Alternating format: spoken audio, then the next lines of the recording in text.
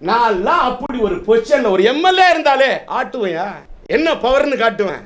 நான் வந்து வன்முறைக்கு போக மாட்டேன், தர்ணா பண்ணுவேன். அப்படியே அப்போலோ ஹாஸ்பிட்டல் உட்காந்து தர்ணா பண்ணுவேன். ஏன் காட்ட விட மாட்டேங்கிறீங்க? இப்படிப்பட்ட பதவியை கையில வச்சுட்டு என்ன பண்ணாரு பன்னீர்செல்வம்? பறிச்சுட்டு இருந்தாரா வில்வம்? எவ்வளவு இது குதர்க்கமான வாதம் இல்ல. இப்ப பண்ணக்கூடிய இந்த விஷயத்தெல்லாம் ஏன் உன் கையில பதவி இருந்தப்ப பண்ணலன்னு கேட்கறது கூட இந்த நாட்டில் பாவமா? இப்ப கொஞ்சம் கற்பூரம் இருக்கு பத்த வைக்கணும், கொஞ்சம் யாராவது தீப்பெட்டி வச்சிருக்கீங்களா, யாராவது கொஞ்சம் மேட்ச் பாக்ஸ் வச்சிருக்கீங்களா, யாராவது கொஞ்சம் லைட் வச்சிருக்கீங்களா அப்படின்னு கேட்கிற மாதிரி இருக்கு சார். நடந்தது என்ன என்ன என்ன? இதே இடத்துல கேள்வி கேட்டாங்க சிலம்பரசனோட பீட் சாங் மேட்ரப்ப. என்ன காரணம்? சரத்குமார் நடிகர் சங்கம் தேர்தலில் நிக்கிறேன்னு சொன்னப்ப சின்னம்மாவுக்கு அது பிடிக்கல. அந்த மேட்ரு அந்த அரசியல்லாம் தெரியாம சிலம்பரசன் போய் ஏதோ நடிகர் சங்கத்தில் நின்னாரு. எவ்வளவு பிரச்சனை? இவங்க அம்மாவை பார்த்ததாகவும் அந்த அம்மா கை தூக்கி நான் நலமா தான் இருக்கிறேன்னு சைகை காட்டுறது இவங்க சொன்னாங்க. ஆனா மறுநாள் கவர்னர் ஐயா அதையே மறுத்துட்டார். நடுவில் இவங்க உட்காந்துருப்பாரு, லெப்ட்ல எடப்பாடி ஒரு சிரிச்சுட்டு ஒரு போஸ் கொடுப்பார் பாருங்க. ஐயோ, மறைந்து விட்ட நடிகர் திரு சிவாஜி கணேசன் கூட அப்படி நடிக்க முடியாதியா. ஊடகத்துறை சார்ந்த பத்திரிகை துறை சார்ந்த அனைத்து நண்பர்களுக்கும் என்னுடைய காலை வணக்கத்தை லட்சிய திராவிட முன்னேற்ற கழகத்தின் தலைவர் என்ற முறையிலும் உங்களுடைய நண்பர் என்ற முறையிலும் தெரிவித்துக் கொள்கின்றேன். இன்றைக்கு நாட்டிலே பல்வேறு பிரச்சனைகள் விஸ்வரூபம் எடுத்து சென்று கொண்டிருக்கின்றது. அம்மாவுடைய மரணத்தில் இருக்கக்கூடிய மர்மம் குறித்து நீதி விசாரணை வேண்டும் என்று சிலர் கோரிக்கை வைத்துக் கொண்டிருக்கின்றார்கள். உண்ணாவிரதம் இருப்போம் என்று சொல்லிக் கொண்டிருக்கின்றார்கள்.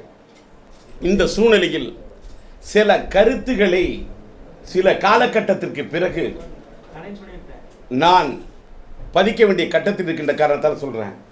அன்றைய முதல்வர் அம்மா அப்போலோ மருத்துவமனையில் அனுமதிக்கப்பட்டது செப்டம்பர் 22ஆம் தேதி. அந்த 22ஆம் தேதி முதல் தான் வகித்த முதல்வர் பதவியை ராஜினாமா செய்துவிட்டு பன்னீர்செல்வம் அவர்கள் அந்த கடிதத்தை மேதகு கவர்னரிடம் பிப்ரவரி 5ஆம் தேதி கொடுக்கிறார். அந்த செப்டம்பர் 22 இந்த பிப்ரவரி 5ஆம் தேதி வரை அந்த 137 நாட்கள், இந்த இடைப்பட்ட நாட்களில் நடந்தது என்ன என்ன என்ன? அதை என்ன என்ன என்ன நெஞ்சு கொதிக்குது ஐயா. ஓ பன்னீர்செல்வம் அணி இந்த இடைப்பட்ட நாட்களில் செய்தது என்ன பணி? யாரோ பூனைக்கு கட்டுவார்கள் மணி. அதற்கு பிறகு கொடி கட்ட இவர்கள் வாங்கி வந்திருக்கிறார்கள் துணி.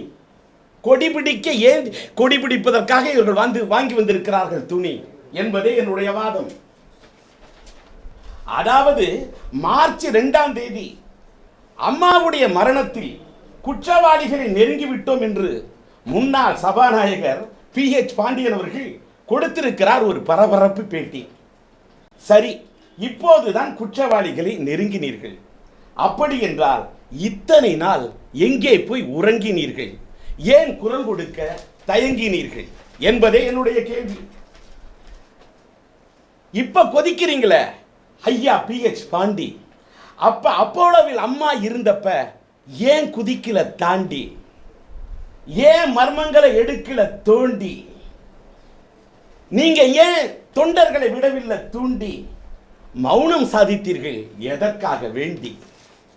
சரி, அப்போலோ மருத்துவமனையில் அம்மா நல்லாதான் இருக்காங்கன்னு அப்படின்னு ஐயா பொன்னையா நீர் தான் சொன்னையா. இப்ப நீங்க சொல்றது என்னையா? ஆக கொக்கு தலையில வைக்க பாக்குறீங்க வெண்ணையா. அதாவது இப்ப நீதி விசாரணை வேணும்னு ஐயா OPS அணியில் இருக்கக்கூடிய எம்பிக்கள் குதிக்கிறாங்களே, அன்னைக்கு ஏன் அப்போலோவில் நீட்டி விட்டார்கள் கம்பி? இப்ப குதிக்கிறாங்க எம்பி, அன்னைக்கு ஏன் நீட்டி விட்டாங்க கம்பி? அம்மாவுடைய நிலையை நினைச்சு கொதிக்கலையா இவர்களுக்கு கும்பி? அத வயிறு கொதிக்கலையா உயிர் துடிக்கலையான்னு கேட்கிறேன். சரி, அவரை விடுங்க. அப்போலோவில் அம்மா நோய்வாய்ப்பட்ட போது பன்னீர் ஐயா தான் தற்காலிக முதல்வர். அப்புறம் அம்மா மறைவை ஒட்டி அவர்தான் முதல்வர். அப்ப அருந்தவ புதல்வரா இருக்கிறப்ப கேட்கிறார் நீதி விசாரணை. அப்ப முதல்வரா இருந்தப்ப அவர் ஏன் செய்யல இப்படி ஒரு யோசனை? கேட்பமுல்ல. இப்ப நீதி விசாரணை கேட்டு 8ஆம் தேதி இருக்க போறாங்களாம் உண்ணாவிரதம். அப்ப 137 நாட்கள் இருந்தீங்கள, அது என்ன விரதம்? ஒருவேளை அதுக்கு பேரு தான் மௌன விரதம், அப்படித்தானே? முதல்வர் பதவி உங்க கையில இருந்தப்ப அம்மாவை நினைச்சு ஏன் கொதிக்கல ரத்தம்? ஏன் கொஞ்சம் கூட போடல சத்தம்? ஏன் நீதி விசாரணை கேட்டு போடல சட்டம்? கேட்பமுல்ல. அம்மாவோட மரணத்தில் இருக்கும் மர்மம் குறித்து மக்களே நடத்தி விட்டார்கள் பாதி விசாரணை. அது வீதி விசாரணை. அட புண்ணியவான்களை இப்ப கேட்கிறீங்களே நீதி விசாரணை, நியாயமா? அதாவது தமிழக முதல்வரா இருந்தப்ப இவர் கையில தான் இருந்தது முதன்மையான அதிகாரம். அப்போது நீதி விசாரணை வேண்டும் என்று தேடி இருக்க வேண்டும் பரிகாரம். தும்ப விட்டுட்டு வாழ பிடிச்ச கதையா இப்போது எடுக்க பார்க்கிறார் புனித அவதாரம், பூசி பார்க்கிறார் புதிய அரிதாரம். சுருக்கமாக சொன்னால் காலம் கடந்து கண்கட்ட பின்னே செய்கிறார் சூரிய நமஸ்காரம். ஆனால் என் பார்வையில் இது ஏதோ ஒரு சூரியனுக்காக இவர் செய்யும் காரிய நமஸ்காரம்.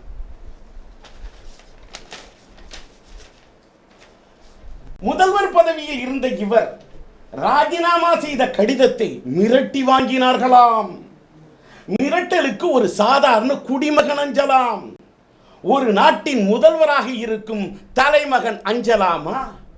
ஒரு குறிப்பிட்ட கூட்டத்தின் மிரட்டலுக்கு அஞ்சுகின்ற கெஞ்சுகின்ற ஒருவர் அதிமுகவுக்கு தாங்க முடியுமா தலைமை என்பதுதான் என்னுடைய கேள்வி. அவரை வைத்து சிலர் நடத்தி பார்க்கட்டும் வேள்வி. இப்போது பிப்ரவரி மாதத்தில் தன் பதவி பறிபோன பின் அம்மா சமாதிக்கு சென்று செய்தாராம் தியானம். அந்த 137 நாட்களில் வந்தது எத்தனை மத்தியானம்? அப்போதெல்லாம் ஏன் செய்யவில்லை தியானம்? இவர் நன்றியோடு இருந்தால் அம்மா போயிருப்பாரா மயானம் என்று கேள்வி கேட்பதே என் ஞானம். இப்படி இன்னைக்கு இவங்க நீதி விசாரணை கேட்கிறாங்களே, எனக்கு என்னைக்கு தெரியுமா ரொம்ப நான் தமிழ்நாட்டில் ஷாக்கான, கவர்னர்கிட்ட போய் என்னை மிரட்டி கடிதம் வாங்கினாங்க அப்படின்னு போய் சொல்றாரு. சொல்லாமா சார்? ஒரு பிளாக்மெயில் ஒருத்தங்க பண்ணிட்டாங்கன்னா அதுக்கு ஒரு செக்ஷன் இருக்கு. அது ஐ திங்க் 503 503 அக்கார்டிங் இபிகோ 503ல ஒரு பெட்டிஷன் கமிஷன் கட்டிங்க. ஏன் கவர்னர்கிட்ட போறீங்க? கவர்னர்கிட்ட போறதுக்கு முன்னாடி கமிஷன்கிட்ட போய் ஒரு பெட்டிஷன் என்ன பிளாக்மெயில் தான் பண்ணி வாங்குறாங்கன்னு கொடுத்திருந்தா இந்த நிலைமை வருமா? எங்க இன்னைக்கு போய் நீதி விசாரணை வேணும்னு கேட்கக்கூடாது. இவர் கையில இருக்குது தீப்புட்டி, இவர் கையில இருக்குது கற்பூரம். அன்னைக்கு பத்த வைக்காம இப்ப கொஞ்சம் கற்பூரம் இருக்கு பத்த வைக்கணும், கொஞ்சம் யாராவது தீப்பெட்டி வச்சிருக்கீங்களா, யாராவது கொஞ்சம் மேட்ச் பாக்ஸ் வச்சிருக்கீங்களா, யாராவது கொஞ்சம் லைட் வச்சிருக்கீங்களா அப்படின்னு கேட்குற மாதிரி இருக்கு சார். என்ன சார் இது விந்த? இதெல்லாம் நம்ம நாட்டில் இதெல்லாம் நம்ம வேடிக்கை பார்த்துட்டு இருக்கோம். இவங்க நீதி விசாரணை கேட்குறாங்க. இன்னொரு மேட்டர் சார், செப்டம்பர் மாதம் 22ஆம் தேதி அம்மாவை போய் அப்போலோ ஹாஸ்பிட்டலில் அட்மிட் பண்ணுறாங்க. பண்ண உடனே செப்டம்பர் மாதம் 27ஆம் தேதி காவேரி தீர்ப்பாயத்துக்கு ஒரு டிஸ்கஷன் கூட்டம் கூட்டப்பட்டு தான் அம்மா தலைமையில். அம்மா தான் முதல்வர், அன்றைய முதல்வர் அம்மா கூட்டப்பட்டதுக்கு அன்றைக்கி சிறப்பு நம்மளுடைய சிறப்பு செயலாளராக இருக்கக்கூடிய ஷீலா பாலகிருஷ்ணன் அம்மா, அப்புறமா நம்மளுடைய சீஃப் செக்ரட்டரி ராம்மோகன் ராவ், அது மட்டும் இல்லாமல் அம்மாவுடைய அந்தரங்க காரியதரிசி வெங்கட்ரமணன் மற்றும் ராமலிங்கம் ஐஏஎஸ் இவங்கெல்லாம் இந்த கூட்டத்தில் கலந்துக்கிறாங்களாம். அம்மா ஒரு முக்கிய முடிவு எடுக்கிறாங்களாம். எடுத்தாங்கன்னு செய்தி குறிப்பு வெளியிட்டீங்களா தமிழக அரசு சார்பில்? நான் கேட்குறேன், நான் முன்னாள் சட்டமன்ற உறுப்பினர், நான் கேட்குறேன், அப்படி அம்மா கலந்துக்கிட்டு ஒரு முடிவெடுத்தா அவங்க என்னென்ன டிஸ்கஷன் பண்ணி கீழே போடுவாங்கல்ல ஒரு நோட்டு, அதாவது குறிப்பில் கையெழுத்து போடுவாங்க நோட்டு, அதை எடுத்து காட்டுங்க. எங்க இந்த நோட்டு? அதற்கு பிறகு இந்த நோட்ல கையெழுத்து போட்டிருக்கணும். அதுக்கு பிறகு அம்மா கையெழுத்து போடுறதுக்கு தயங்கினாங்க. அப்புறமா அம்மா வச்சாங்க கை நாட்டு. அன்னைக்கு குறிப்பு வெளியிட்ட தமிழக அரசுல அம்மா குறிப்புல கையெழுத்து போட்டாங்களா? எங்க அந்த நோட்டு? அதை எடுத்து காட்டு. அதுக்கப்புறம் தானே அம்மா அந்த தேர்தல் பிரச்சனை வந்தப்ப வச்சாங்க கை நாட்டு. நீங்க எங்கள்கிட்ட நீதி விசாரணைகள் நீங்க உண்மையை நாட்டுங்க, நாட்டு மக்களுக்கு காட்டுங்க, கேட்போம். சரி, அக்டோபர் மாதம் 2ஆம் தேதி இன்னைக்கு 22லேருந்து அனுமதிக்கப்பட்ட அம்மாவை அக்டோபர் மாதம் 2ஆம் தேதி இன்னைக்கு மேதகு கவர்னர் ஐயா போய் அப்போலோ ஹாஸ்பிட்டலில் பார்க்க முயற்சி பண்ணுறாரு. மறுநாள் செய்தி சொல்கிறாங்க, அவர் பார்க்கறதுக்கு முற்பட்டார், முடியல அப்படின்னு நம்ம கவர்னர் சொல்கிறாரு. அதை யார் சொல்கிறாரு? அங்கே இருக்கக்கூடிய டாக்டர் இந்த ரிச்சர்ட் ஃபீலே, அப்புறமா அப்போலோ ஹாஸ்பிட்டல் இருக்கக்கூடிய பாபு ஆப்ரஹாம், அண்ட் தென் நம்ம தமிழக அரசின் சார்பாக இருக்கக்கூடிய டாக்டர் பாலாஜி, இவங்க சொல்கிறாங்க அவர் பார்க்க முற்பட்டார், ஆனால் பார்க்க முடியலன்னு. சரி, இது 2, இது அக்டோபர் 2. அப்படியே கட் பண்ணுறோம் சினிமா டைரக்டர் மாதிரி. அக்டோபர் 22 அன்னைக்கு இதே அம்மாவை கவர்னர் பார்க்கறதுக்கு வராராம். பார்க்க வந்தோடனே பார்க்கறதுக்கு அவங்க மாஸ்க் போட்டுட்டு இருந்தாங்க.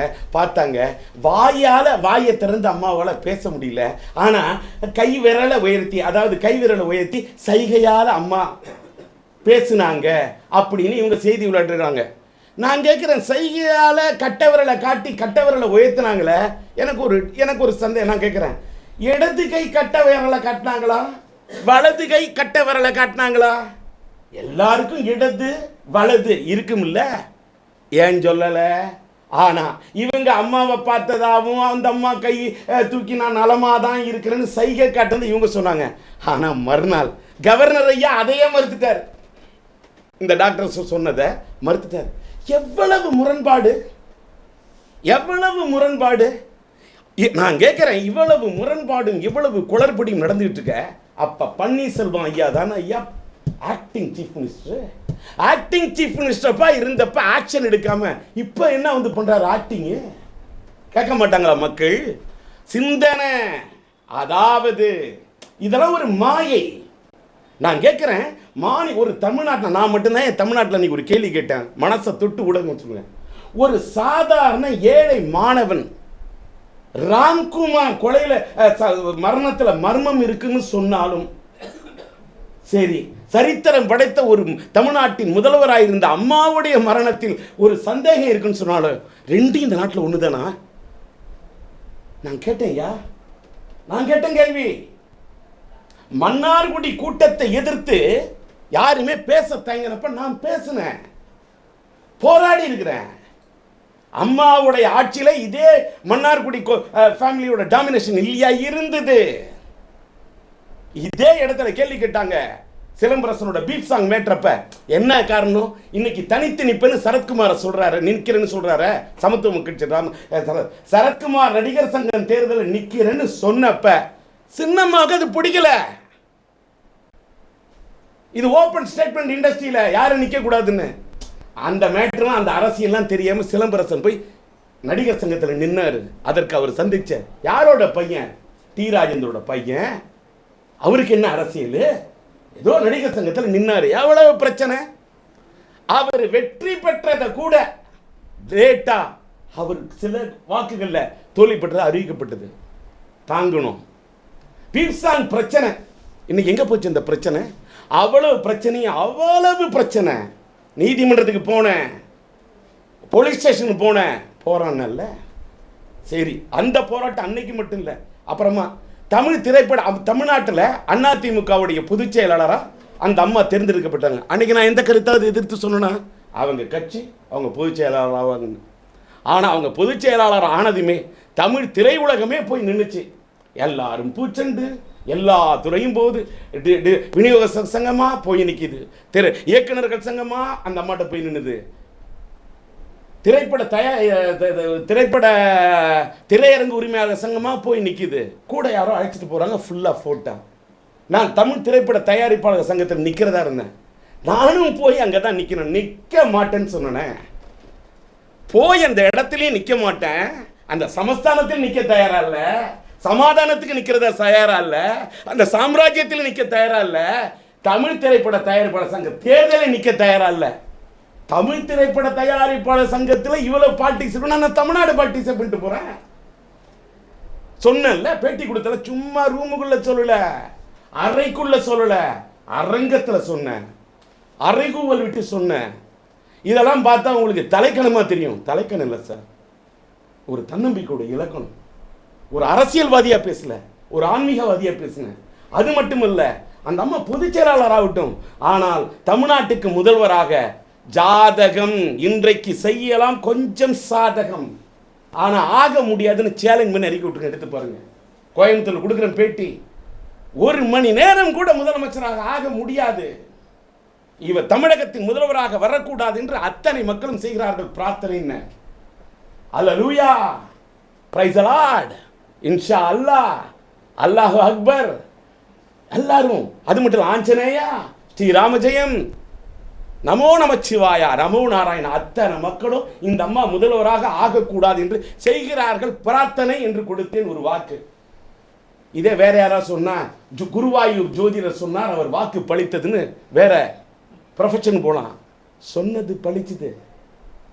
இறைவனருள் ஆன்மீகவாதியா நான் எதுக்கு சொல்ல வரேன், இப்படி ஒரு ஆன்மீகவாதியா இருக்கக்கூடிய எனக்கு இன்னைக்கு காலம் கடந்து நீதி விசாரணைன்னு இவர் பேசுறது. திடீர்னு போனாராம், அம்மாவுடைய இதுக்கு போனார், சமாதிக்கு போனாராம், அப்புறமா இவர் தியானம் பண்ணாராம். என்னங்க பன்னீர்செல்வம் என்று இவர்கள் உருவாக்குவது ஒரு மாயை, யாரோ நகர்த்துகிறார்கள் காயை. இந்த மாயையை மற்றவர்கள் நம்பிக்கொண்டிருக்கலாம். மாயவரத்தில் பிறந்த நான் பிறந்தது மாயவரம், இறைவன் வருளால் நான் வாங்கி வந்தது மாயவரம்.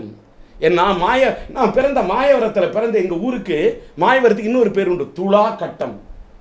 அங்கேதான் துலா உற்சவம் நடக்கும், அந்த காவேரிக்கு பேர் துலா கட்டம். நான் பிறந்தது துலா கட்டம். எனக்கு தெரியும் பல கட்டம், நான் சட்டத்தையும் பார்த்தவன், நான் திட்டத்தையும் பார்த்தவன், வட்டத்தையும் பார்த்தவன், நான் ஜாதக கட்டத்தையும் பார்த்தேன். எனக்கு தெரியும் முன்னாள் முதல்வர் பன்னீர்செல்வம் ஜாதகம், எனக்கு தெரியும் பலரது ஜாதகம். இன்னைக்கு எடப்பாடி முதல்வர் ஆவார்னு யார் எதிர்பார்த்தீங்க? மக்கள் யாரையும் போட முடியாது. ஆண்டவன் எழுதி வச்சிருக்கிறான், இன்னார் தான் வருவாங்க, இன்னார் தான் வருவாங்க, அதெல்லாம் கிடையாது. ஜாதக கட்டத்தில் இடம் இருந்தா அன்னைக்கு சொன்னேன், சாமி அறையில சாம்பிராணி போட்டுக்கிட்டு இருக்கவங்க கூடிய சாம்ராஜ்யத்தை ஆள்றதுக்கு ஆகினார் ராணி. ஆனா இவர்களுக்கு ஜாதகம் இப்ப சாதகம் செய்யற மாதிரி தெரியும், ஆனா முடியாதுன்னு அம்மாவுக்கு சொன்ன. அதே தான் சொல்றேன், ஜாதக கட்டத்தில் மட்டும் இடம் இருந்தா மாளிகையில பிறந்தவங்க தான் மன்னராகணும்னு விதி இல்லை. மன்னராட்சி காலத்திலேயே மாளிகையில் பிறந்தவங்க தான் மன்னராகணும்னு அவசியம் இல்லை. மண்பாண்டத்தை குழைத்து மண்பாண்டத்தை வித்துக்கிட்டு இருக்கக்கூடியவன் கூட ஜாதகம் நினைத்தால் மண்பாண்டம் விற்பவரை கூட மண்ணாலும் மன்னனாக செய்துவிடும், மகுடத்தை கொடுத்து விடும். அதுக்கு பேர் தான் ஜாதகம், அதுக்கு பேர் தான் கட்டம். இதை நிர்ணயிக்கிறது காலம். இது காலம் எழுதி வச்ச சட்டம், இது காலம் போடக்கூடிய கணக்கு. ஆனா மனித மனம் போடுத, நாம போடுறது ஞால கணக்கு. ஆனா இதை மீறி இருக்குது காலக்கணக்கு. அந்த காலக்கணக்கை ஒரு ஆன்மீகவாதியாக அறிந்தவனாக புரிந்தவனாக இந்த காலகட்டத்தில் அன்னைக்கு ஜல்லிக்கட்டு போராட்டம் நடந்தப்ப அந்த மாணவர்களை தடியடி நடத்தணும் ஒன்று சொன்னேன். பாவம் பன்னீர் அப்படின்னு அது என்ன மீனிங்? இப்பவும் சொல்றோம், பாவம் பன்னீர். இவரை வச்சுக்கிட்டு திரைமறைவில் வேற யாரோ காய நகர்த்துறாங்கன்னு சொன்ன, உண்மையா இல்லையா? ஆமா, வேற யாரோ காய நகர்த்துறாங்க, என்னால எதுவும் பண்ண முடியல, கையை தூக்கிட்டு அன்னைக்கு சொல்லியிருந்தா அது ஹீரோயிசம். அது ஹீரோயிசம். என்ன மிரட்டி கத்தியை வச்சு கடிதம் வாங்கிட்டாங்க அப்படின்னு போயிட்டு கவர்னர்கிட்ட கடிதம் கொடுத்தா இது ஹீரோயிசமா? எம்ஜிஆர்லாம், மக்கள் தலைவர் எம்ஜிஆர்லாம் கலைஞருடைய ஆட்சியை எதிர்த்து போராடின தி ரியல் ஹீரோ. கலைஞரோட ஆட்சி காலத்தில் எதிர்த்து திண்டுக்கல் எலெக்ஷன் நின்று அடிபட்டு வளர்த்த அந்த மக்கள் தலைவர் புரட்சி நடிகர் பொன்மன செம்மல், நாடோடி மன்னன், நாடாண்ட மன்னன், மன்னாதி மன்னன், மன்னாண்ட மன்னன் அந்த எம்ஜிஆர் இங்கே. அது மட்டும் இல்ல, கலைஞரோட ஆட்சி காலத்தில் இந்த அம்மா எப்படி போராடி இருப்பாங்க? கலைஞரை எதிர்த்து வாழ முடியுமா? சட்டசபையில் சேலையை பிடிச்சி அம்மா இழுத்தாங்களே, போராடினாங்க. அந்த அம்மா எங்க, மற்றவங்க எல்லாம் எங்க? என்னையா நாட்டில் டிராமா நடத்துறாங்க? அம்மாவோட துணிச்சல் வருமா? அம்மாவோட அந்த பேர், அம்மாவோட ஜாதகத்தில் சுக்கிரன் உச்சம், அவருக்கு யாரிடத்திலும் இல்லை அச்சம். அவருக்கு இருக்கிறது வெற்றியின் மச்சம். அவருக்கு முன்னால் சிலர் எல்லாம் துச்சம், அவர்கள் எல்லாம் ஆகிவிடுவார்கள் அவர் துப்புகின்ற எச்சம். அதிமுக புதுக்கோட்டையில வாங்கக்கூடிய வாக்கு வித்தியாசங்களின் எண்ணிக்கை 1 லட்சம் அப்படின்னு புதுக்கோட்டை தேர்தலில் போய் பேசணும் சார். இன்னைக்கு ஒருத்தரோட பேரை கூட மாத்தி நான் பேசினேன். நான் எனக்கு ஒரு கணக்கில் பேசுனேன். நான் கேட்குறேன், காஞ்சிபுரம் கும்மிடிப்பூண்டி தேர்தலில் பாராளுமன்ற தேர்தல் அம்மா வெற்றி வாய்ப்பை இழந்து இருக்கிற நேரத்தில், அதுவும் காஞ்சி சங்கராச்சாரியாரை கைது பண்ணியிருந்த நேரத்தில், காஞ்சிபுரத்திலும் கும்மிடிப்பூண்டிலும் இடைத்தேர்தல் யார் சார் அம்மா? யாருமே டோன்ட் கேர். அன்னைக்கு முன்னாள் பிரதம மந்திரி வாஜ்பாயா இல்ல லைட் பாயா இல்ல வாட்டர் பாயா? யார்? Don't care character. ஆனா அந்த அம்மா காஞ்சிபுரம் கும்மிடிப்பூண்டி தேர்தலுக்கு அன்னைக்கு தான் திமுக விட்டு விலக்கப்பட்டனா, லட்சிய திமுக ஆரம்பிச்சு கொஞ்ச நாள் நான் காஞ்சிபுரம் கும்மிடிப்பூண்டி இடைத்தேர்தல் நிற்பேன்னு தம்பி டி ராஜேந்தரையும் லட்சிய திமுகவையும் காஞ்சிபுரம் கும்மிடிப்பூண்டி தேர்தலுக்கு அழைக்கிறேன். நமதி எம்ஜிஆர் கொடுத்தாங்க அழைப்பு. யாருக்காக கொடுத்துருப்பாங்களா அழைப்பு? அது பன்னீர்செல்வத்துக்கு தெரியாதா? பன்னீர்செல்வத்துக்கு தெரியாதா? இல்ல காஞ்சிபுரம் கும்மிடிப்பூண்டி தேர்தல் வெற்றி பெறதுக்கு முன்னாடியே 2 தொகுதியும் இப்படி பேசி 100 சொச்ச பொதுக்கூட்டம் பேசினேன். நன்றி தெரிவிச்சு அம்மா கடிதம் கொடுத்தாங்களே, பன்னீர்செல்வையாவுக்கு தெரியாதா? புதுக்கோட்டை தேர்தலில் திமுக நிற்காம விஜயகாந்த் மட்டும் நின்னாரு. நம்ம என்னோட நண்பர் விஜயகாந்த், தேமுதிகவுடைய தலைவர் விஜயகாந்த் அவர்கள், திரைப்பட நடிகரும் தேமுதிகவின் தலைவருமான விஜயகாந்த் நின்னாரு. அப்ப புதுக்கோட்டை எலெக்ஷனுக்கு அம்மாவால் அழைக்கப்பட்டவன் டி ராஜேந்தரியா? இதெல்லாம் வரலாறு. எல்லா வரலாறையும் மறைச்சுக்குங்க. எனக்கு வேணாம், எனக்கு அப்படி இருக்குது வரலாறு. நாம் படித்த எம்ஏ வரலாறு எனக்கு சோறு போட்டுக்கிட்டு போகிறோம். இந்த தமிழ்நாட்டில் மக்கள் திலகம் புரட்சி நடிகரோட ஆட்சியில் ஆரம்பித்து அம்மாவுடைய ஆட்சியில் இருக்கட்டும், கலைஞரோட ஆட்சியில், அத்தனை முதலமைச்சர் ஆட்சியில் எதிர்த்து போராடி இருக்கேன். ஈழத்தமிழர்கள் பிரச்சனைக்காக சோனியா காந்தியுடைய அந்த காங்கிரஸ் மாஃபியா எதிர்த்து போராடி இருக்கிறேன். எல்லா மாஃபியாவும் எதிர்த்து போராடி இருக்கிறேன். இப்போவும் இன்னை வரைக்கும் போராடிட்டு இருக்கேன். என் போராட்டத்துக்கெல்லாம் யாரும் பூமாலை போடணும், என் போராட்ட உணர்வுக்கெல்லாம் யாரும் பொன்னாடை போத்தணும், என் போராட்ட குணத்தெல்லாம் யாராவது பாராட்டணும், யாராவது எனக்கு எனக்கு ஏதாவது பத்திரம் கொடுப்பாங்கன்னு எதிர்பார்த்தெல்லாம் நான் பதிவு பண்ணல. நான் ஒரு ஆன்மீகவாதியாக இந்த கருத்தை தமிழ்நாட்டுக்கு பதிவு பண்ணியே தீரணும். அடிக்குது மணி, இது என்னோட பணி. அதுக்காக மட்டும்தான் பதிவு பண்ணியிருக்கேன். நான் இதை பாருங்க, அதை என்னோட அறிக்கை படிங்க. தம்பி அறிக்கை வந்துச்சுன்னா அறிக்கை கிளீனாக படிச்சுக்கங்க. நான் எது பாருங்க, அதாவது இருங்க, ஒரே ஒரு நிமிஷம். தெரியுமா, ஜாதகத்தில் சூரியன், சந்திரன், செவ்வாய், புதன், வியாழன், வெள்ளி, சனி, ராகு, கேது, ஏன்னா இல்ல 9 கிரகம் இருக்கு. அதுல சூரியன் தான் மீதி. அவர் ஏதோ ஒரு சூரியனுக்காக பண்ணக்கூடிய காரிய நமஸ்காரம் சொன்னா 1000 அர்த்தம் இருக்கும். நீங்க இதற்கு நான் இதுக்கெல்லாம் விளக்கம் தர மாட்டேன் சார். அது நீங்க அது திமுகன்னு சொன்னா அதுக்கு பேர், நான் அந்த கட்சியில இருந்திருக்கேன். அந்த சூரியன் முன்னாடி ஒரு வார்த்தை வரும், அது இருந்தா தான் அந்த கட்சி. புரியுதா? இதுக்கு பதிலாக ஜெயலலிதா கொல்லப்பட்டாங்கன்னு சொல்றீங்களா? அது அந்த சந்தேகம் உங்களுக்கு அது போதுங்க. நான் அன்று தொட்டு இன்று வரைக்கும் நான் என்ன சொல்றேன், கண்ணால் காண்பதும் போய், காதால் கேட்பதும் போய், தீர விசாரிப்பதே மெய். அந்த அம்மாவுடைய மரணத்தில் இருக்கக்கூடிய மர்ம நாவல் மாதிரி இருக்க, மர்மம் முடிச்சிருக்க, இதை ஏன் அவுக்கல? ஒரு மாநில அரசு இங்க இருக்கு, மத்தியில் இருக்குல்ல பாரதிய ஜனதா அரசு, ஏன் பாக்குறாங்க வேடிக்கை? ஏன் இத்தனை நாள் பாக்குறாங்க வேடிக்கை? அதுதாங்க என்னோட கேள்வி. ஏன் பாக்குறாங்க வேடிக்கை? அம்மா அப்போலோ ஆஸ்பத்திரியில் இருந்தப்ப வந்து பாக்குறதுக்கு வரல பிரதமர் மோடி. அம்மாளா அப்போலோ ஹாஸ்பிட்டல் இருந்தப்ப நான் போய் பார்க்கல இந்த தாடி. என்ன ரீசன்? அன்னைக்கே வச்சு சொன்னேன். என்னோட அக்டோபர் அம்மா அப்போலோ இது பண்ணப்பட்டது செப்டம்பர் 22. அக்டோபர் 3ஆம் தேதி என் பிறந்த நாள் அன்னைக்கு, என் பிறந்த நாளை நான் கொண்டாட தயங்குறேன் அப்படின்னு பேட்டி கொடுத்தேன் இதே இடத்துல. என்ன காரணம் சார்? நீங்க என்னன்னு விசாரிங்க, சொல்லுங்க. ஒரு சாதாரண ஒரு குக்கிராமத்தில் யாரோ ஒரு கோகிலான்ற ஒரு பொண்ணும் யாரோ கூட மரணம் அடைஞ்சிட்டா அதை காவல்துறை துருவி கண்டுபிடிக்கணும் என்னென்னமோலாம் சொல்றீங்களே.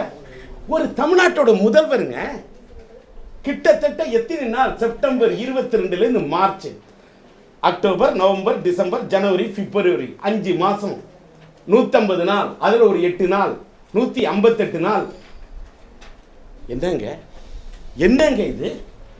என்ன ஒரு அந்த அம்மாவுடைய ஏன் மத்திய அரசு இன்னை வரைக்கும் பண்றாங்க டிலே? நானும் யோசிச்சு பார்த்துட்டு இருந்தேன். Sometimes Saturn he will deny but he won't deny. Saturn sometimes he will delay but he won't deny. நானும் பொறுத்து பார்த்தேன். இத்தனை நாளா விட்டுட்டு இப்ப திடீர்னு என்ன அதுதான் என்னோட கேள்வி. நான் எது இன்னொன்று இத்தனை நாள் எதிர்த்தனா இல்லை காலம் கடந்து ஏன் பண்ணுறீங்கன்ற ஒரு அதாவது எப்படி பதிவு பண்ணுறீங்க பாருங்க. எவ்வளோ இது குதர்க்கமான வாதம் இல்லை. இப்போ பண்ணக்கூடிய இந்த விஷயத்தெல்லாம் ஏன் உன் கையில் பதவி இருந்தப்ப பண்ணலன்னு கேட்கறது கூட இந்த நாட்டில் பாவமா இல்லை? எதுக்கலைங்க? படிச்சிருக்கோம்ல, எம்ஏ படிச்சிருக்கோம்ல, எம்ஏஹெச்டி படிச்சிருக்கோம்ல. நான் முன்னாள் சட்டமன்ற உறுப்பினர் ஐயா. இன்னும் இந்த கேள்வி யார் கேட்டிருக்கணும்? அன்னைக்கு முதல்வர் பதவி இருந்தப்ப பன்னீர்செல்வம் ஏன் கேட்கல, ஏன் நீதி விசாரணை கேட்கலன்னு திராவிட முன்னேற்ற கழகத்தின் சட்டமன்ற தலைவர் ஸ்டாலின் ஏன் சார் அன்னைக்கு பேசல? மன்னார்குடி கூட்டத்தை எதிர்த்து நாம் பேசுற வரைக்கும் அன்னைக்கு என்னைக்கு பேசிருக்காரு? ஏன் பேசல? கேட்டா திமுகவின் செயல் தலைவரா சிங்கமா பணியாற்ற தலைவரா? ஏன் கேட்கல? நான் எதுக்குறேன்னு சொல்றீங்களே. இன்னொன்னு கேட்கிறேன், இன்னொன்னு இதே அப்போலோ மருத்துவமனையில் நான் என்ன கேட்டாங்க சார், நான் கேட்கறதுக்கு பதில் சொல்லுங்க. என்ன கேட்டாங்க, நீங்க வாங்க வந்து பார்க்கணும், உளவுத்துறையிலே கூப்பிட்டாங்க. நீங்க ஏன் வந்து அம்மாவை பார்க்கல? பிறந்த நாள் கூட நான் வந்து அம்மாவை பார்க்கணும், பார்க்கறதுக்கு விடுவீங்களா? உடலன்னா சென்ட்ரல் ஜெயில் வாசல்லையே கலைஞரை கைது பண்ணப்ப சென்ட்ரல் ஜெயில் வாசல் கதவை உடைச்சவன் டி ராஜேந்தர். அப்போலோவுக்கு வந்தா கண்ணாடி கதவை உடைப்பேன் பரவாயில்லையான்னு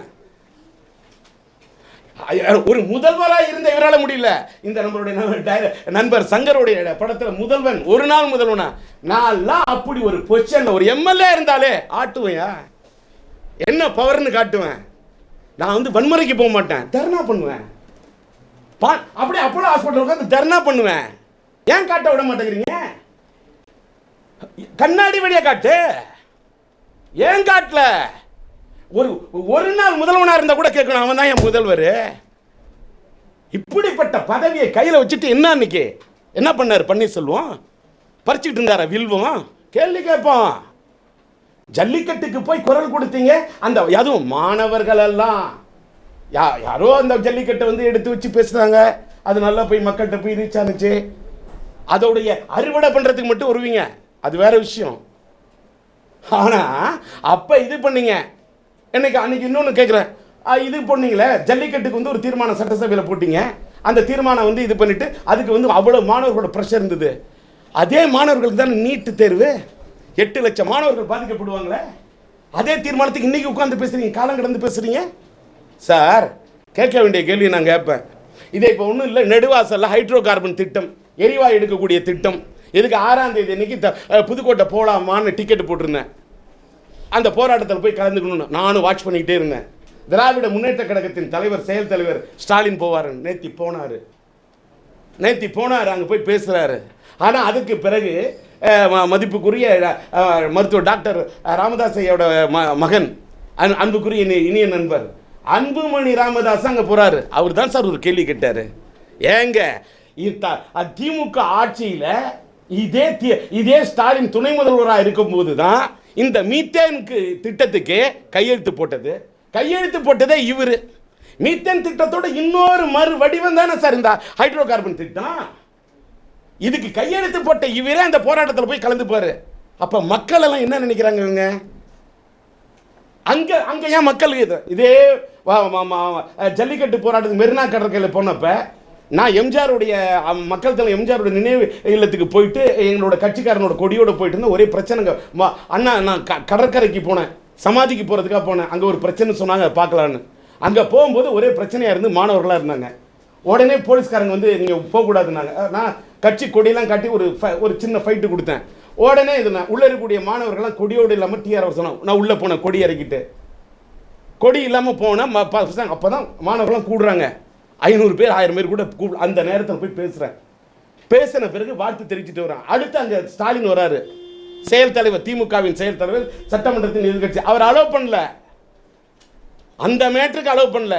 ஆனால் ஹைட்ரோ கார்பன் திட்டத்துக்கு, இந்த மீத்தேன் திட்டத்துக்கு, எரிவாயு எடுக்கிற திட்டத்துக்கு யாரோ மத்தியில் காங்கிரஸ் ஆட்சி இருக்குமா, மாநிலத்தில் திமுக ஆட்சி இருக்குமா, இவர் தெரியாம கையெழுத்து போட்டுருவாராம். அது எப்படிங்க தெரியாம யாரு கையெழுத்து போடுவா? கண்ணை கட்டிட்டு கையெழுத்து போட்டாரா? தன்னை மருந்து கையெழுத்து போட்டாரா? தன்னிலை மருந்துக்கு கையெழுத்து போட்டாரா? எப்படி போட்டாரு கையெழுத்து? ஆனா இவர் போய் இந்த போராட்டத்தில் கலந்துப்பாரு. இதெல்லாம் பார்த்துக்கிட்டு இருந்து தமிழ்நாட்டோட தலையெழுத்து. அதிமுக யார் தலைமை சொல்ல வரீங்க? நான் அவங்க கட்சிக்கு நான் தலைமை இது இன்னார் இருக்குன்னு சொல்றது நான் யாருங்க?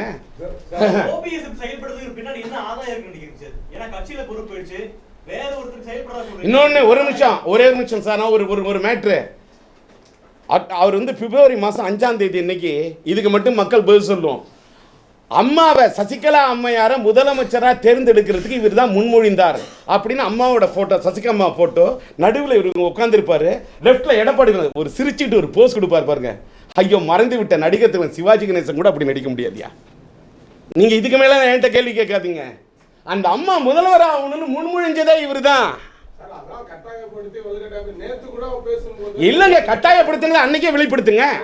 இல்லைங்க, நான் ஒன்று கேட்டேன், அறிக்கையில இருக்க கட்டாயப்படுத்தினா ஒரு கட்டாயத்துக்கு மிரட்டலுக்கு ஒரு நாட்டோட சாதாரண குடிமகன் அஞ்சலாம், முதல்வராக இருக்கக்கூடிய தலைமகன் அஞ்சலாமான்னு மட்டும் கேள்வி கேட்டா அதுக்கு பதில் சொல்ல சொல்லுங்க சார். அந்த விளக்கெல்லாம் மக்கள்கிட்ட சொல்லிட்டு வர சொல்லுங்க. நான் என்ன சொல்றேன், நீதி விசாரணை கேட்குறீங்க, இது அன்னைக்கே செஞ்சிருந்தீங்கன்னா இவ்வளவு கஷ்டம் இருக்காத. காலங்கடந்து இப்ப பண்றீங்களே யோஜனை. நான் என்ன சொன்னேன், தும்ப விட்டுட்டு வாழை ஏயா பிடிக்கிறீங்க? இதை கூட கேட்க கூடாதா?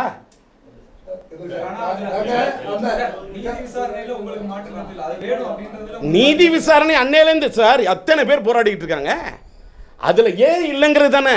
காலம் கடந்து ஏன் இன்னொன்னு காலம் கடந்து இது பண்றாங்க, இதை வரவேற்கிறேன்னு வந்து திமுக தலைவர் செயல் தலைவர் அவரு சொல்லலாம். ஆனா பன்னீர்செல்வத்தை பத்தி இப்படி அவர் ஏதாவது கேள்வி கேட்டாரா? ஆனா நான் கேட்பேன் கேள்வி. ஏன்னா எனக்கு எந்த விதமான யார்ட்டையும் எதிர்பார்ப்பு இல்லை. பன்னீர்செல்வத்திட்டே எனக்கு எதிர்பார்ப்பு இல்லை. சசிகலா அவங்களுடைய இதுலையா எனக்கு எதிர்பார்ப்பு இல்லை. திமுகவா எனக்கிட்ட எதிர்பார்ப்பு. நான் யார்கிட்டையுமே எனக்கு இல்லை எதிர்பார்ப்பு. நான் என்கிட்ட இல்லை எதிர்பார்ப்பு. ஆனால் தமிழ்நாட்டை செய்யணும்னு நினைக்கிற சரிபார்ப்பு. சார், ஒரு ஹைப்போதெட்டிக்கல் क्वेश्चन. ஒருவேளை நீங்க ஜெயலலிதாவுக்கு நடந்து கொலை சந்தேகமா இருந்ததுன்னா அதுல ஓபிஎஸ்க்கும் கை இருக்குன்னு சொல்றீங்களா? நான் வந்து ஒன்று என்ன கேட்டால் இன்னொன்று சொல்லுவேன். அந்த மாதிரிலாம் நான் வந்து இந்த குறுக்குக்கு விசாரணை இந்த இதுக்கு நான் வரவே இல்லை. நீதி விசாரணை மத்திய அரசுன்னு ஒன்று இருக்குங்க, அவங்க கிட்ட தாங்க சிபிஐ இருக்குது. அவங்க பண்ணிட்டு விசாரணை என்ன கண்ணால் காண்பதும் போய் காதால் கேட்பதும் போய் தீர விசாரிப்பதையுமே இவ்வளவு பிரச்சனை இருக்கு. கேமராக்கள் ஆஃப் பண்ணிடுவாங்களாம். இதெல்லாம் ஊரறிந்த எல்லாருமே மக்கள் எல்லாம் இதெல்லாம் நெட்டில் எல்லாம் சோசியல் மீடியாவில் நான் சொல்லிட்டேன் பாருங்க. மக்கள் ஏற்கனவே நடத்திட்டாங்க பாதி விசாரணை. அது வந்து வீதி விசாரணை. காலம் கடந்து இவங்க கேட்குறாங்க நீதி விசாரணைன்னு சொல்லிட்டேன். அதனால இவங்க பண்ணட்டும், கண்டுபிடிக்கிறதுக்கு அவ்வளோ பிரச்சனைகள் இருக்கு. கண்டுபிடிச்சு சொல்லட்டும். இன்னொன்னு நான் என்ன சொல்றேன், மத்திய அரசே கண்டுபிடி. எதற்காக பிடித்துக் கொண்டிருக்கிறாய்? நண்டு பிடி. அவரை பத்தி நான் இந்த கருத்து சொல்றதா இல்ல.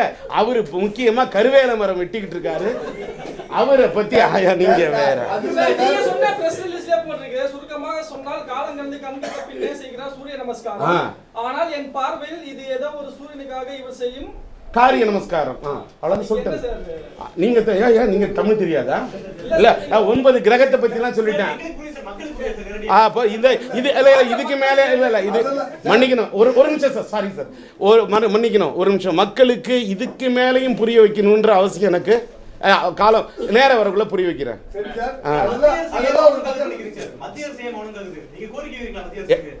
எத்தனை தடவை என்னோட அறிக்கையெல்லாம் படிங்க. டெல்லி ஏன் பார்க்கிறது வேடிக்கைன்னு, இதை உடனே நடவடிக்கை எடுக்க வேண்டும், இது என்னுடைய கோரிக்கைன்னு எத்தனை தடவை சொல்லி சார். தூங்குறவங்கள எழுப்பலாம் சார், தூங்குற மாதிரி நடிக்கிறவங்களை எழுப்ப முடியாது.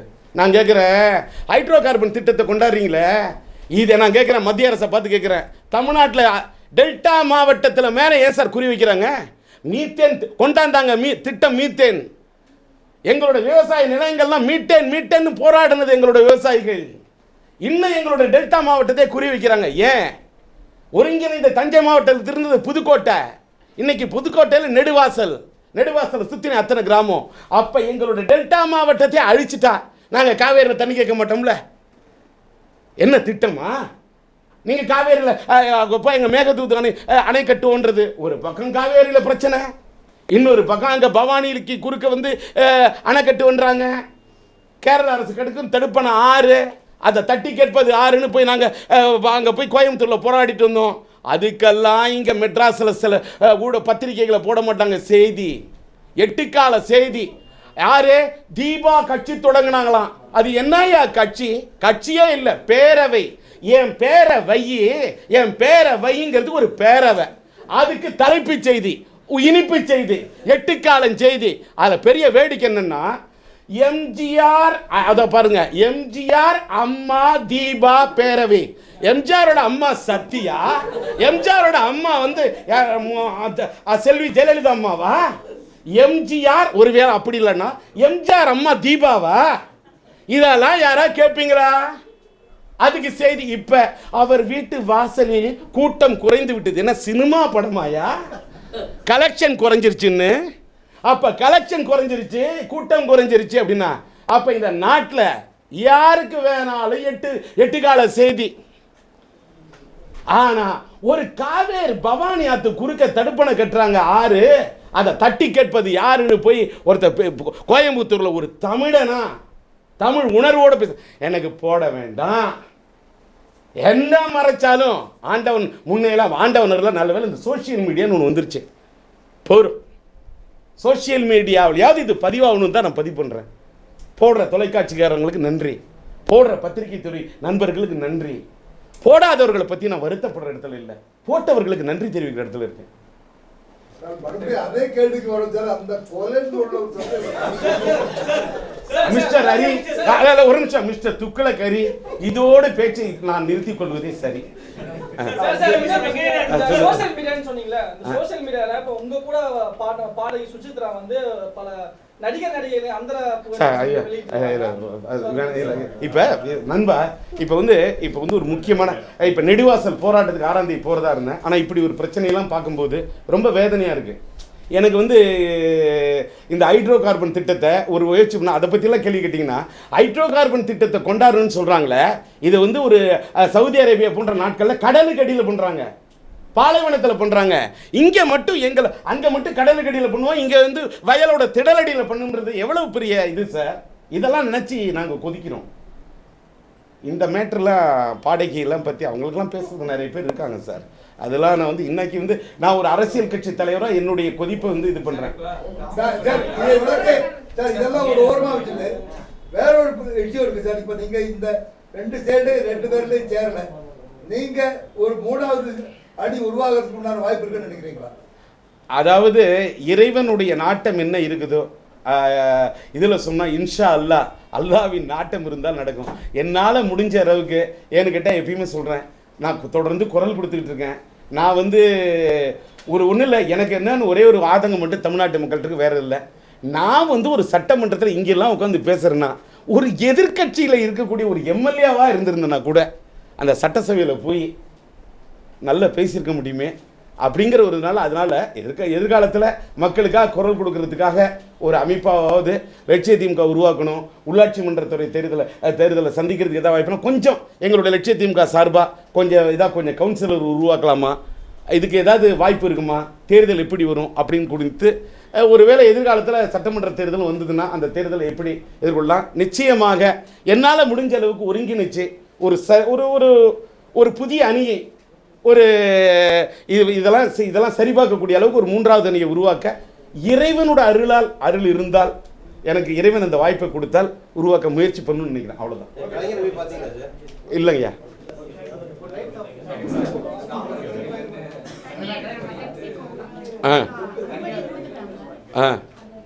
நான் வன்மை அதை வந்து தமிழ்நாட்டில் இவ்வளவு தண்ணீர் பிரச்சனை, அதாவது ஏழைக்கு வந்து அவ்வளோ கொடுறாங்க. இப்போ மட்டும் கோக்குக்கும் பெப்சிக்கும் அங்கே தண்ணி எடுக்கிறதுக்கு தமிழ்நாட்டில் மட்டும் கொடுக்குறது, அதுவும் தாமிரபரணியில் கொடுக்குறது. அதான் சொல்கிறேன்னா தமிழ்நாட்டு மக்களை எந்த அளவுக்கு இன்னும் ஏன் இப்படி போடுறாங்கன்னு தெரியல எடை. ஏன்னா இதெல்லாம் வந்து தமிழ்நாட்டு மக்களை ரொம்ப குறைச்சி மத்திய அரசு போட்டுக்கிட்டு இருக்குது எடை. இதெல்லாம் இந்த எடையெல்லாம் கேட்கணும் எடப்பாடி. ஆனால் நான் இங்கே நிற்கின்றேன் தமிழகத்து மக்களின் இடர்பாடி. அவ்வளோதான், நன்றி. தமிழ் திரைப்பட தயாரிப்பாளர் சங்கத்தினுடைய சக்தி போய்விட்டது, அந்த சக்தியை திரும்ப பெற வேண்டும் என்பது. என்னப்பா நீ நிற்கும் போது அவர் கூட கேஸ் போட்டாரு, அவர் நிற்கும் போது நீ கேஸ் போட்டீங்க, இப்போ எப்படிப்பா இது அப்படின்னு கேட்டேன். ஒரு காலத்தில் தெருவில் கிடந்தவங்களையெல்லாம் இன்னைக்கு வந்து எங்கேயோ உச்சாணி கும்பலை வச்சுக்கிட்டு இருக்கிற இந்த திரையுலகத்துக்கு நாங்கள் யாருன்னு அறிமுகப்படுத்த வேண்டிய நிலைமை இல்லைன்னு நான் நினைக்கிறேன். பிரச்சனை இல்லாத குடும்பமே கிடையாதுல்ல. அப்படி ஏதாவது இருக்குன்னு சொன்னால் அது பொய். அது நாங்கள் யாரும் விரோதிகள் அல்ல, நான் ஆணித்தரமாக சொல்லிக் கொடுக்கிறேன். நடிகர்கள் நிற்கக்கூடாதுன்னு சொல்ல, நடிகர்கள் படம் எடுத்திருக்கிறாங்க, அவங்க ப்ரொடியூசர் தான். அடுத்த அமைப்பில் நிர்வாகத்திற்கு போட்டியிடக்கூடாது.